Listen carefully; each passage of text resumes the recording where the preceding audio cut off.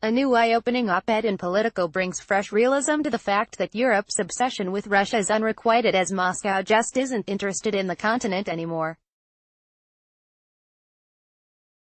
Because instead it's now all about China from Moscow's vantage point, now all in on its long-stated intent to convince Beijing it's time to form an alliance capable of breaking U.S. global hegemony. Bruno Maçães, a former Europe minister for Portugal and Eurasian affairs analyst, finds based on the real discussions taking place in diplomatic corridors, as opposed to the abstract talking points of mainstream Western pundits, predicated on the assumption that Russia perpetually seeks to pull Europe in its direction, that Moscow is no longer pursuing European integration following sanctions and the unraveling of the INF, but senses a new opportunity given Washington's tariffs on Chinese exports.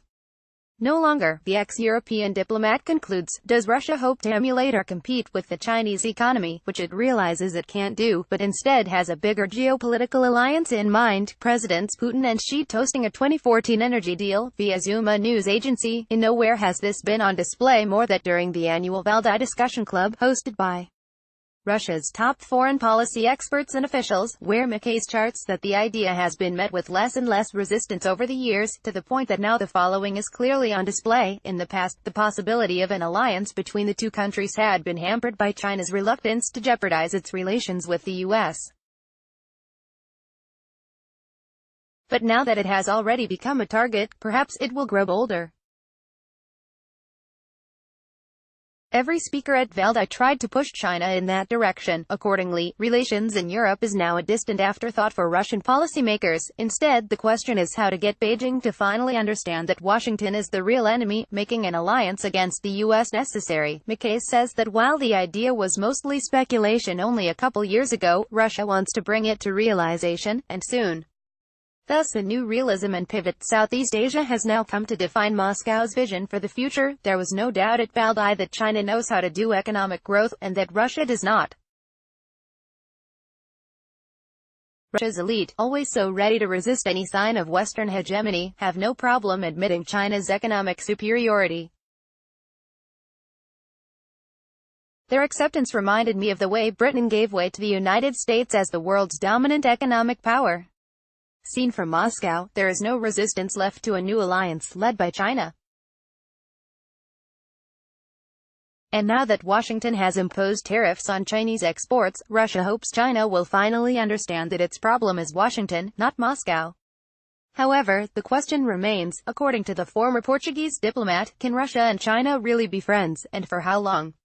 Taking the long view, the 20th century-rooted geopolitical rivalry will be overcome by the joint realization that they'll need each other for any chance of altering the American-led global landscape. Says Maçães, the thing to remember is that both countries are obsessed with overturning the American-led global order. They may have a long history of geopolitical rivalry, one that is sure to return once their goal is achieved and new poles emerge, pitting them against each other.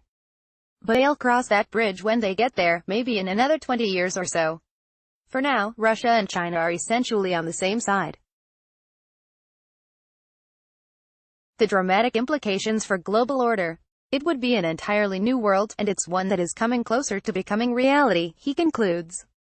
Such an alliance would overturn how we do global politics. Imagine an international crisis in which Russia and China suddenly emerge as single bloc.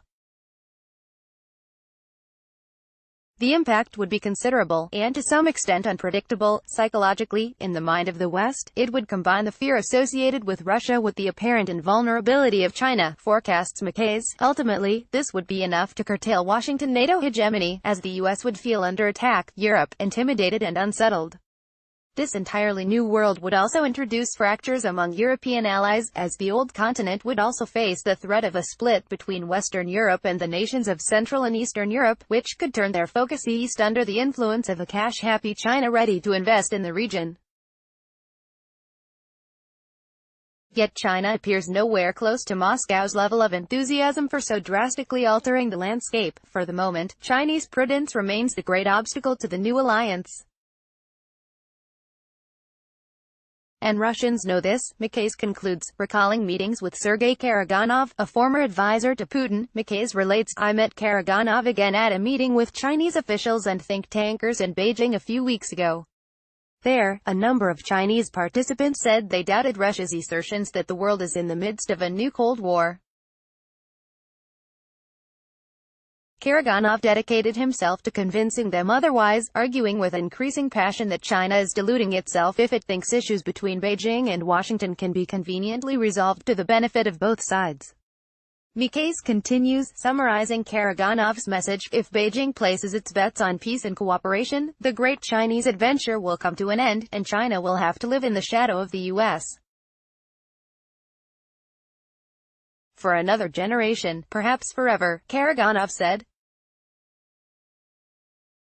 The message is further that the clock is ticking on Beijing's waking up to what Russia sees as permanent U.S. global dominance. Chinese authorities, he argued, have no more than 5 years to make a decision.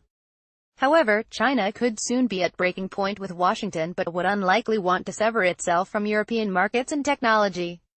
A proposed new Eastern Bloc would be a powerful geopolitical weapon, no doubt, but the unpredictable high cost will likely prevent Beijing from taking the leap in Moscow's direction.